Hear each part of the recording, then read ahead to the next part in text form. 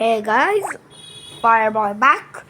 Reaction video on Goji Center's more deadly Indominus Rex. The Indominus Rex was notorious for laying waste to an entire park, leaving nothing but mutilated corpses in her path.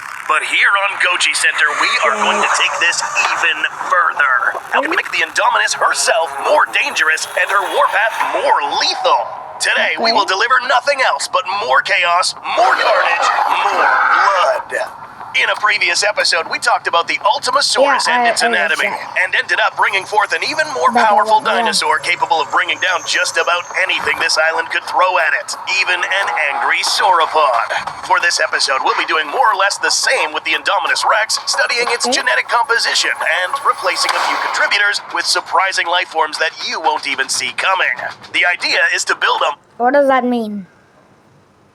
So, new species to swap the old ones?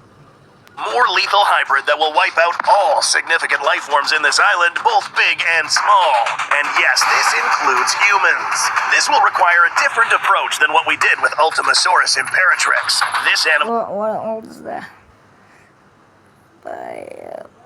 What? was a result of creating a dinosaur that fits a certain template. The Indominus at the end of this episode will still be an Indominus, but will look different since the objective is to cause an extinction event quickly and efficiently.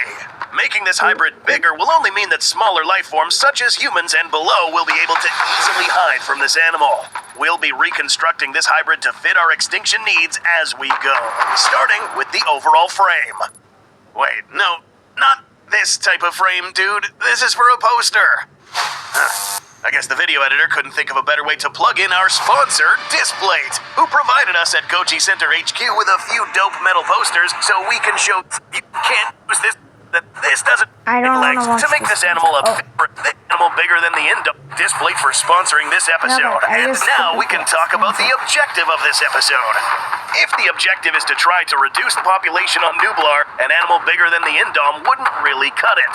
This should be able to break inside some buildings as well as running down faster prey. So reconstructing the build might be necessary here. This doesn't mean that we're going to shrink the overall size. Remember, we do need to bring down these guys, sauropods too, so keeping her large will motivate her to keep hunting to meet her caloric needs. Outrunning the smaller life forms such as Gallimimus won't be necessary since ambushing can do the trick just fine. So, what should we do? To begin, we'll reduce the size of the hind legs to make this animal a bit more quadrupedal. This seems counterintuitive, but consider that quadrupeds can distribute their weight on 4 limbs instead of just 2. This Indominus can now be potentially faster and quieter. That's right, now her weight can be distributed better instead of 2 booming footsteps, making her an even better ambush predator than she already is. Also, she now has a lower center of gravity, allowing her to have better balance and less likely to get toppled over. The center of gravity is like, if you get hit, you have a higher chance of falling and not getting back. The larger it is, like if it's on your hip or the chest, it'll be very hard for the creature to get back up. If I'm sure the T-Rex is a bad one. I don't remember about the Indom. Indominus now looks a bit her an even better ambush predator than she already is. Also, she now has a lower center of gravity, allowing her to have better balance and less likely to get toppled over. Our Indominus now looks a bit more menacing, but the biggest modification is about to begin. Number 2, front limbs. It's no secret that the Indominus is extremely intelligent, but giving her better limbs and better dexterity will allow her devilish ideas to come to fruition much easier. That's why we'll modify her forearms to take the traits of an ape, like a chimpanzee. Before you freak out, note that she already has opposable thumbs, a trait also seen in apes. So pushing the already suspected ape genome here would most definitely help the Indominus a lot more in combat. How? Let us explain. The forearms and shoulders shoulders of apes are anatomical marvels in the animal kingdom, given this arrangement of bones and muscle allow them to whirl their arms around 360 degrees. This range, if given to the Indominus, will make her grappling, mangling, and slashing so much more stronger that no other dinosaur will have any effective counter against these flexible maneuvers. But that's not all. This upgrade also comes with fast twitch muscles, making these arms a lot stronger than they already look. Any impact, grip, push, or throw will be many times more dangerous. And yes, throwing as well. One skill exclusive to apes is the ability fast twitch muscles, making these arms a lot stronger than they already look. Any impact, grip, push, or throw will be many times more dangerous. And yes, throwing as well. One skill exclusive to apes is the ability to hold things, throw them, and even use tools. Now, admittedly, it's a bit bizarre to see an Indominus use tools, but if the objective is for the Indominus to effectively kill all life forms, she will have to be capable of reaching tiny humans hiding inside crevices with her own arms, or with whatever else she can find. No, this actually can happen. In the real world, chimps have been observed fashioning spears to jam into cramped spaces, impaling the small animals inside. Because of the ape genome coupled with the shorter hind legs, our Indominus will now move a little differently when she's walking. Knuckle walking would be a pretty easy way of getting around without ruining those claws. In the next section, we'll also be improving these. Our new Indominus is still capable of running on her hind legs, using her front arms as support when tearing through rough terrain, climbing steep inclines, and running through wide alleyways. This is now an all-terrain hybrid. Number 3, claws. Now to the business end of these already overpowered claws. Therizinosaurus was a good contributor to these, and they did function well enough. But how can we make these better? When it comes to slashing and rending as well as grappling, there is another more optimal shape from another carnivore. None other than the largest predator in the Jurassic, Saurophaganax. Being this big means killing big dinosaurs. And what better with than these? What you see here is a Okay, that is... It's gotta be the size from your elbow to your fingers. That is a lot. But does not represent the largest known specimen of this genus, so yeah, they could have been bigger than this. This sharp hook is the perfect shape to grip the victim compared to the straighter claws of the Indominus. Mixed with the ape-like forelimbs, these will literally shred through the skin of the thickest hides of some animals, as if you stuck a sharp hook in your grapples. They just showed a picture the moment I said that. So I think they would be able, like, get stuck in you. You can rip them apart.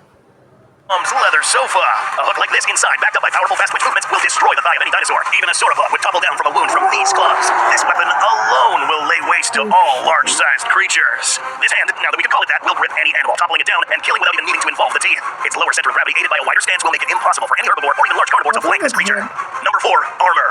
With addition, subtraction will also be required. We already reduced the length of the hind legs, but we'll make another adjustment with this hybrid's armor. An animal this big, like the Indominus, only really needed to rely on its robust size and thick hide, rather than osteoderms. For instance, the T-Rex wasn't defeated here because she lacked armor, instead because she got out-grappled. Indominus would have been fine here with just her thick skin on top of her body. These spiky osteoderms are spread apart too much to be actually considered an effective form of armor, but were there just for the cool factor. The real armor here, and here was the thick skull and thick hide. This body armor on the upper body would have been courtesy of Carnotaurus and Majungasaurus. Upon looking at the animals themselves, we see that they both have tiny arms, kind of useless in combat. Keeping this mishmash of DNA would risk confusing the Indominus's instinct to use the forelimbs, complicating the internal anatomy now that this animal has even longer arms. Raptor DNA helps here, but we need something more to not only protect the Indom, but a contributor that is even more compatible with our now facultative quadrupedal hybrid. Meet the African dwarf crocodile. Okay, yes, it's a bit underwhelming at first glance, but this guy has something its bigger relatives lack. Armor on its upper body and below. Our Indom here was only armored from above and not from the sides. So now, with our croc here making itself present in this genetic composition, we now have full body armor to work with. Not extremely thick and scaly like the Giga, but something resembling this croc's thick hide. That is the part that croc here making itself present in this genetic composition, we now have full body armor to work with. Not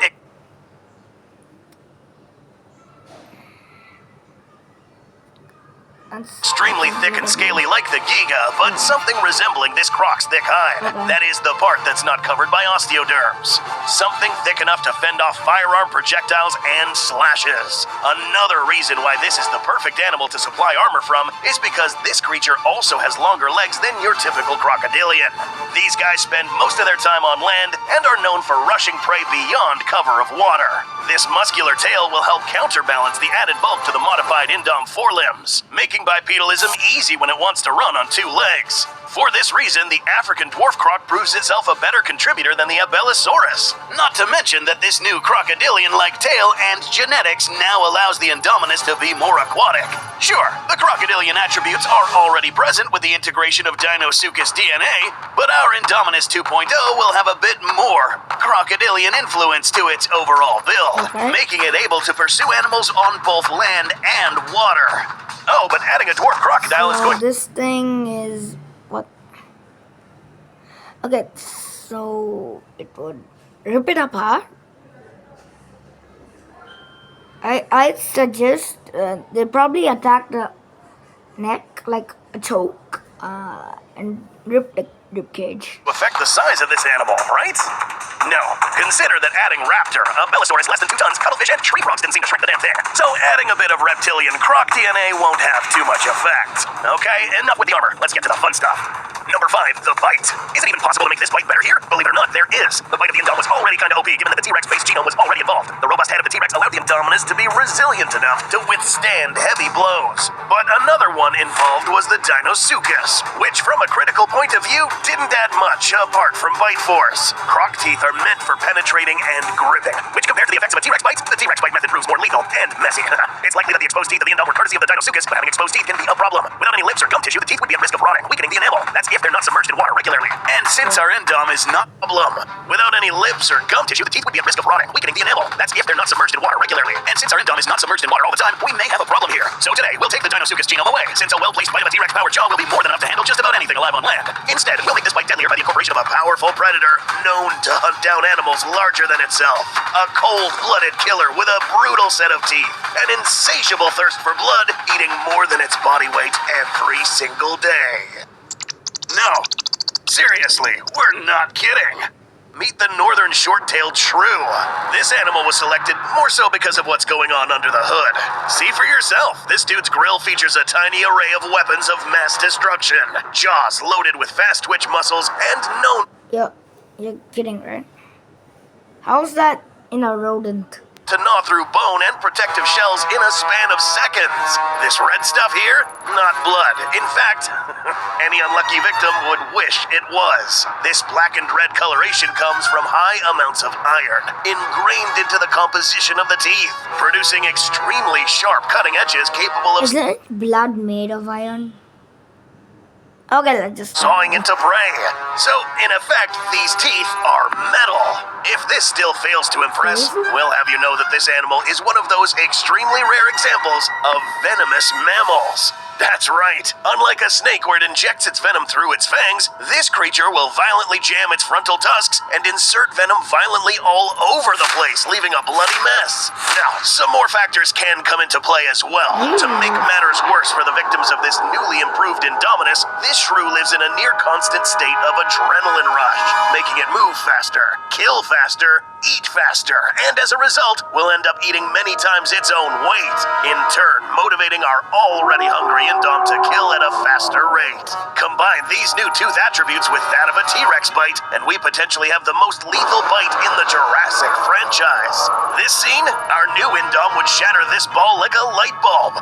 You may think that this animal can't get any worse, but you're very wrong. Number 6. What?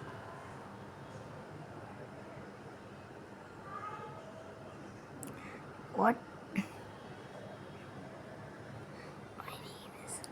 My name is Legion. or VR main. Is more dangerous than one hybrid? Multiple. And no, we won't need Mr. Indominus for this, because in this scenario, Miss Indom won't need no man. Admittedly, the Indominus in Jurassic World may have possibly had this ability genetically blocked per se, as to not repeat the same mistakes made in Jurassic Park, where these raptors started breeding without a male counterpart. We aren't sure of this, but to make this more interesting, we'll allow this ability to play out in order for our new Indom to produce more clones of herself. By adding some whiptail lizard into the mix, an animal known for deliberately reproducing without a mate. This has been seen before already with the Scorpius rex via parthenogenesis. The Scorpios, however, would undergo a meiosis parthenogenesis, given that the offspring was a bit different than the mother, and not all traits were inherited by the baby Scorpios. In this scenario, all traits and all physical attributes will be passed down from mother to offspring, bringing forth exact replicas of the mother using apomictic parthenogenesis. This increases the likelihood of all of the adding some whiptail lizard into the mix, an animal known for deliberately reproducing without a mate. This has been seen before already with the Scorpius rex via parthenogenesis. The Scorpios, however, would undergo a meiosis parthenogenesis, given that the offspring was a bit different than the mother, and not all traits were inherited by the baby Scorpios. In this scenario, all traits and all physical attributes will be passed down from mother to offspring, bringing forth exact replicas of the mother using apomictic parthenogenesis. This increases the likelihood of all of these new indoms to work together, coordinating attacks like raptors, effectively killing all surrounding human life in a very short time. Not to mention, these guys are smaller, faster, able to run through hallways in smaller areas, able to grow at much faster rates than your normal dinosaur, and even if the mother dies or gets killed, she'll just end up getting replaced by another identical hybrid who can also reproduce. These smaller hyper-adrenalized hybrids will end up sweeping the island, bringing down medium-sized creatures via coordinated attacks. In no time, the human and dinosaur population will be rendered down to very few, turning this island sweep into a search and kill operation. We've successfully created an animal that can cause an extinction level event in this island, but there's a chance we could turn this into a global catastrophe. What? Number 7, Plague. With so much carnage and bloodshed happening in this island, it will be inevitable for disease to spread. The putrid scent of rotting corpses fills the air as hordes of blood-stained Indominus rexes run around looking for the next thing to kill. One nasty aspect when it comes to genetics is that when dealing with life forms, the microscopic ones are infinitely harder to control. We're talking about viruses. To put this very, very simply, viruses hijack cells and the DNA chain to make copies of themselves. They leave traces of themselves harder to control. We're talking about viruses. To put this very, very simply, viruses hijack cells and the DNA chain to make copies of themselves. They leave traces of themselves in the host, and the host will leave traces of itself in the virus. So they both exchange information, basically. When the virus jumps to another, different species, it will die off because it was not able to replicate. But if it does replicate, then a new strain is made, which can be terrifyingly deadly to this new infected species. What does this have anything to do with our Indominus extinction event? Over 61% of all major viruses and bacteria-borne diseases started out in one type of animal before jumping to humans. Consider that the Indominus would be a large-bodied predator roaming over a large area, miring itself with all sorts of diseases, bacteria, fecal matter, blood, and all sorts of pestilent elements. And since it's a hybrid, it will pick up all sorts of bacteria from both birds and mammals. Rabies, avian pox, flu, and the moment one unlucky human just gets near a place an Indominus has been, drinks the same water, or just breathes the same air, then this dude risks getting contaminated and spreading it out to his companions. But wait, this guy is a human. How did this hybrid infect this human? Well, if you remember, our ape genetic contribution earlier also serves a different purpose, bridging or breaking a genetic barrier for a virus to potentially affect humans, producing a deadly strain spreading amongst anyone who manages to escape the island, both bird and human alike, leaving millions of dead life forms in its wake. It's a pandemic. Okay, thank you guys for watching. See you next time. Bye bye.